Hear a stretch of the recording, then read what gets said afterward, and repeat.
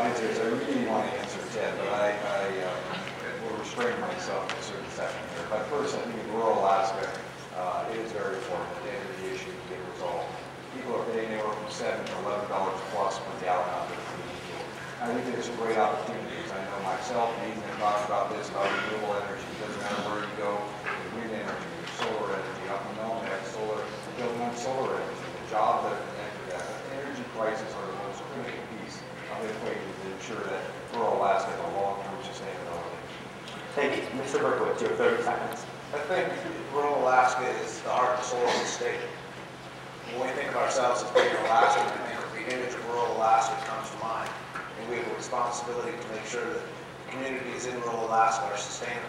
And energy is at the heart of that, as well as safe and healthy communities. We need to make sure that people who live in rural Alaska have the same opportunities to have law enforcement, to have health care, that people who live in urban Alaska. That's only fair, that's only decent. Thank you. Mr. gianoutsos, you have 30 seconds. Again, we see more hypocrisy. Mr. Berkowitz says that it's the heart and soul of Alaska, yet he lives in Anchorage. Thank you very much, Mr. Berkowitz. Thank you. Mr. Berg, you have 30 seconds. Well, the government always thinks they can solve the problem. Well, we could if we got the government out of here.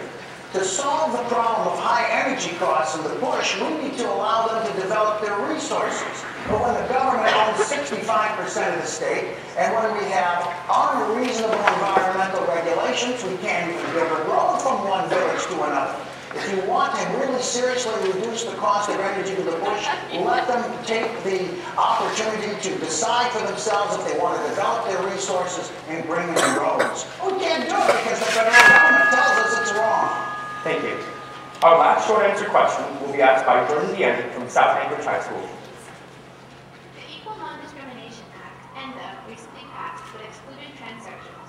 Do you feel transsexuals should have been included in this legislation? Why or why not? Mr. Berkowitz, you have 60 seconds. I think all Americans deserve to have equal protection under the law, regardless of any other kind of distinctions we might make. So the answer will be yes. Thank you. Mr. gianoutsos, you have 60 seconds. 30 seconds. Yes, all Americans deserve equal protection under the law, but at the same time, we have to honor what is the basis of our society. The basis of our society are heterosexual relationships, whether they are in marriage, and especially in marriage and in families. Thank you.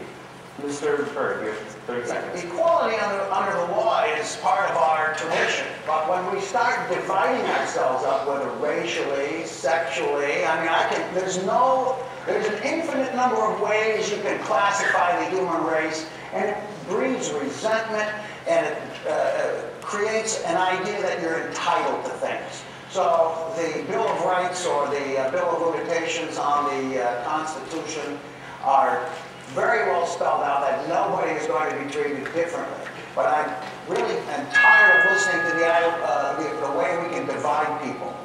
Thank you. Mr. Haase, you have 30 seconds. Absolutely, positively, every person should be treated the same. It's just the same as your skin, your hair color, your eye color. But I don't advocate this for you to shoot up. Just stay away from it and follow your heart and let the government stay out of your bed. Thank you. Mayor Begich, you have 30 seconds. All Americans truly deserve equal protection, and I don't believe in discrimination of any kind, period. Thank you. Our last in-depth question will be asked by Katie Stebbins from Bartlett High School.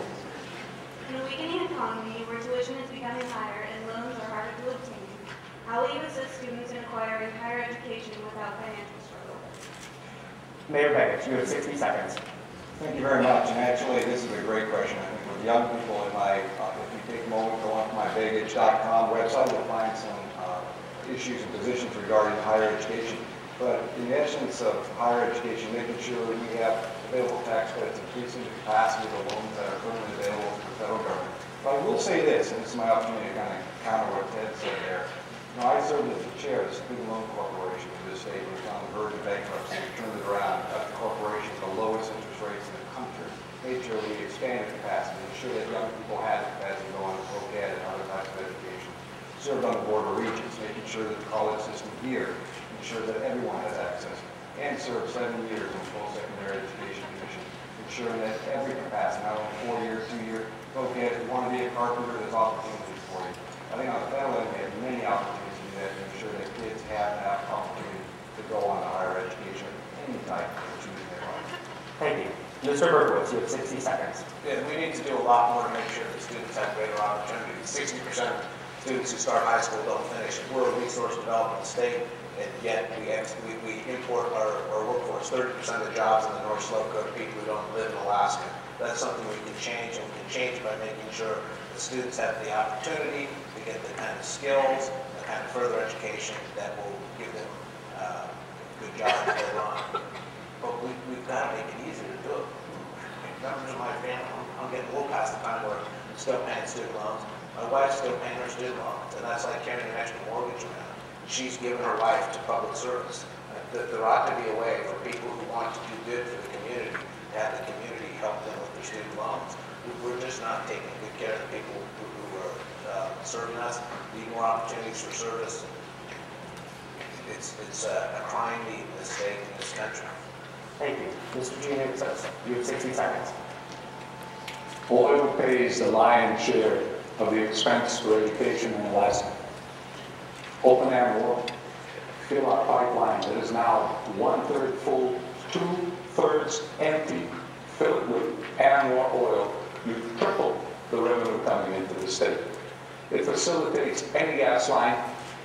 You build a gas line on top of that, you will bring in yet more money for education. Not only education, but healthcare, infrastructure, public safety. It all in Alaska comes from oil. Open and war. Period. Thank you. Mr. Bird, you have 60 seconds. Politicians love to say yes to everybody, but I'm going to say yes to the Constitution. There is no constitutional authority for student loans. The next thing is, young lady, my heart goes out to you, but you can't be generous with other people's money. My daughter's a senior in college right now. If I held you up and said, it's not for me, give me your purse because it's for my daughter, I'd go to jail. But you seem perfectly willing to use the force of the government, which is much more fearsome than me, to confiscate my livelihood and redistribute it so I can pay for you to go through college as well. So not only on constitutional principles, but on the morality of it, you cannot be generous with other people's money. I write letters of recommendation that say Johnny Jones has permission to use this letter of recommendation except in order to apply for federal grants and loans. I started doing that when I figured out the Constitution. I'm slow, but I figured it out, and I will no longer be part of this problem. Thank you. Mr. Haase, you have 60 seconds. Once we pay the debt off, the Federal Reserve, and we do away with the income tax, there will be lots of money out there for student loans. But let me tell you something to you. You don't need a student loan to go through college. I got 3 daughters. One of them's got a master's degree. One of them's got a bachelor's degree. The other one's halfway through a master's degree. And they don't have any student loans, and they don't have any daddy or mommy loans either. There's a way that you can get a college education without getting yourself in debt. And when I get to Congress, I'm going to get the government out of debt, and we're going to get rid of this unconstitutional income tax, and your parents will all be out of debt. Thank you.